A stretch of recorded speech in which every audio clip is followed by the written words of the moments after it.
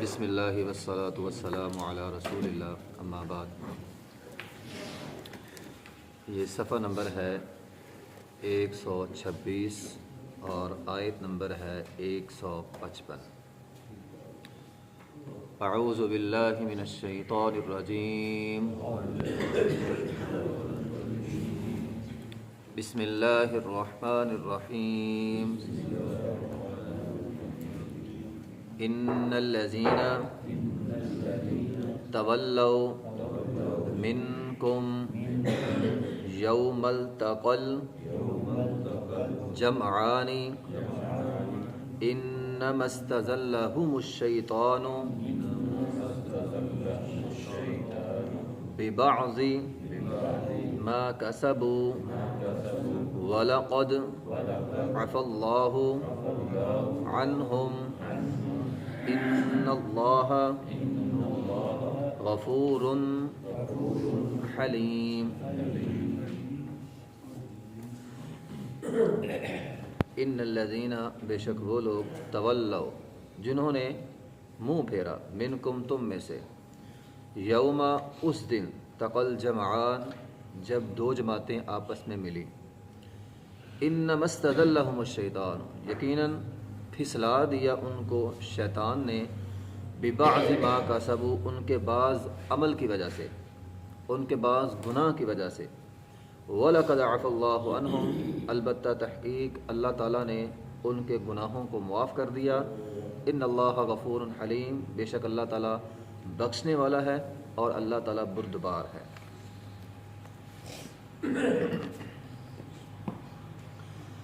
ان الذین تولوا منکم یوم التقى الجمعان، یہاں پھر احد کے میدان میں ان لوگوں کی بات ہو رہی ہے جنہوں نے اللہ کے رسول صلی اللہ علیہ وسلم کی نافرمانی کی اور درہ چھوڑا تھا۔ اب اللہ تعالیٰ اس نافرمانی کرنے کا وہ جو وجہ تھا اس وجہ کو بیان کر رہے ہیں تاکہ کسی کے ذہن میں غلط وجہ نہ آئے۔ نعوذ باللہ، اس وقت ہمارے معاشرے میں تو بعض لوگ یہ کہتے ہیں صحابہ اکرام نعوذ باللہ پتہ نہیں ایمان سے پھر گئے تھے، پتہ نہیں وہ سارے نعوذ باللہ مرتد ہو گئے تھے، انہوں نے نبی علیہ الصلوۃ والسلام کا ساتھ چھوڑ دیا۔ تو لوگ ایسی باتیں نہ کہیں، اللہ نے قرآن میں اس کی وضاحت بیان کر دی ہے کہ وہ جنہوں نے نافرمانی کی تھی یا جنہوں نے درہ چھوڑا تھا اس کے پیچھے وجہ کیا ہے، اللہ نے وجہ قرآن میں بیان کر دی۔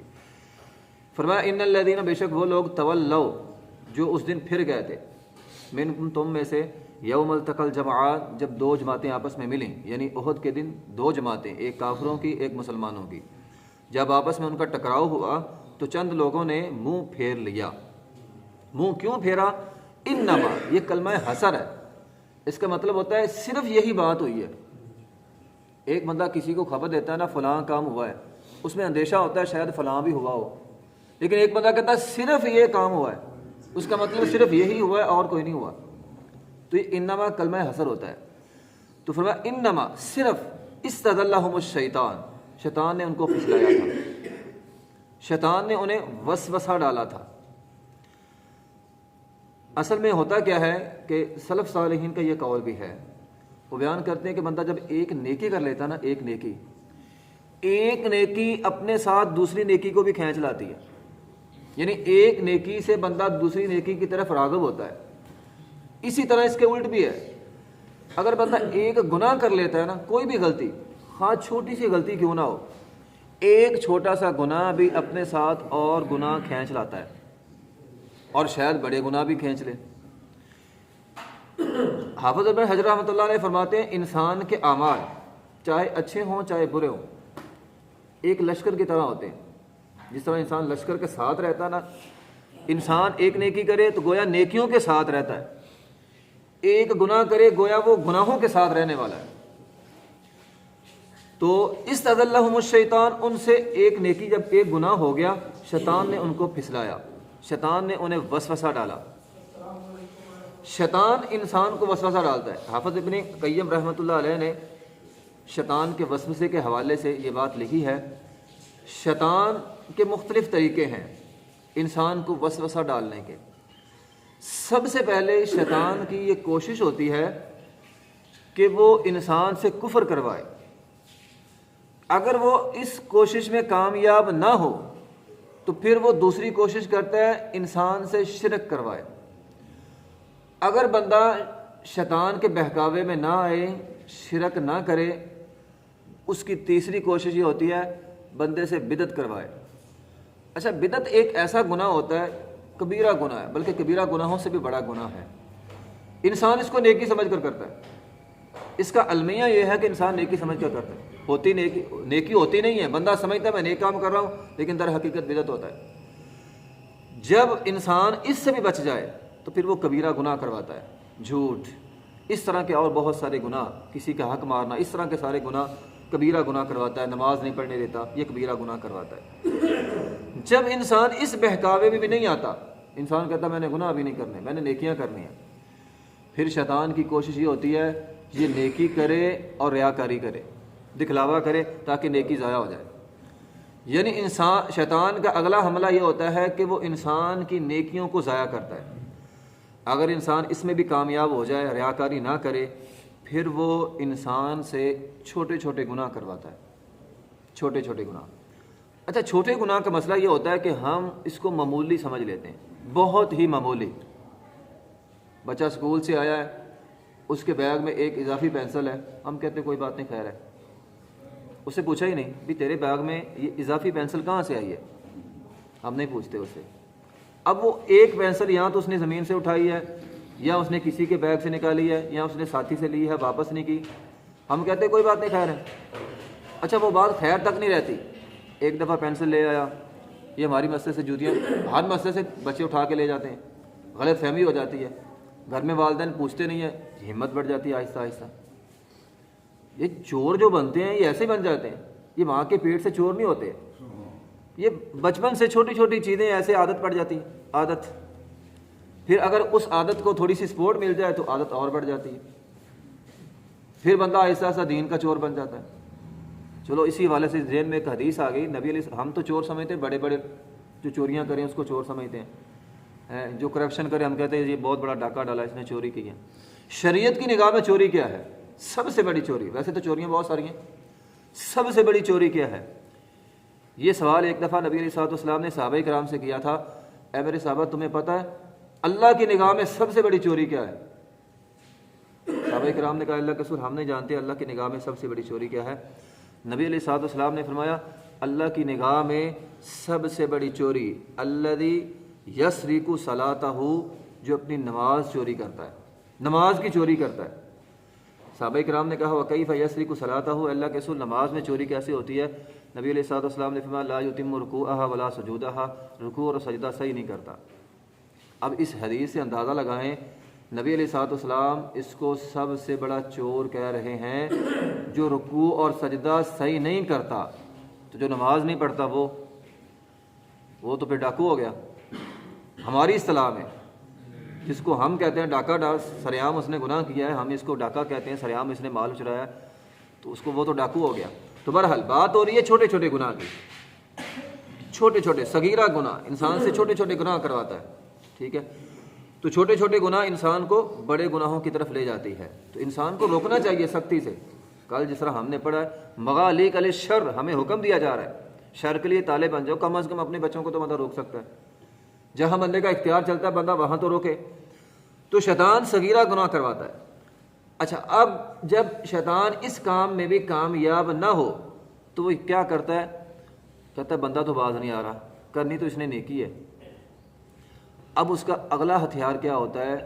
وہ کہتا ہے بندہ کرے نیکی لیکن بڑی نیکیاں نہ کرے، چھوٹی چھوٹی نیکیاں کر لے، دعوت و جہاد کا کام نہ کرے، چھوٹے چھوٹے نفل ہے نفلوں میں لگائی رکھو اس کو سارا دن، بس یہ بڑے بڑے کام نہ کر لے، بڑی بڑی نیکیاں نہ کر لے، کسی کے درمیان جا کر صلح نہ کروا دے، بس اپنے نفلی کام میں بس لگا رہے، اس کی یہ کوشش ہوتی ہے۔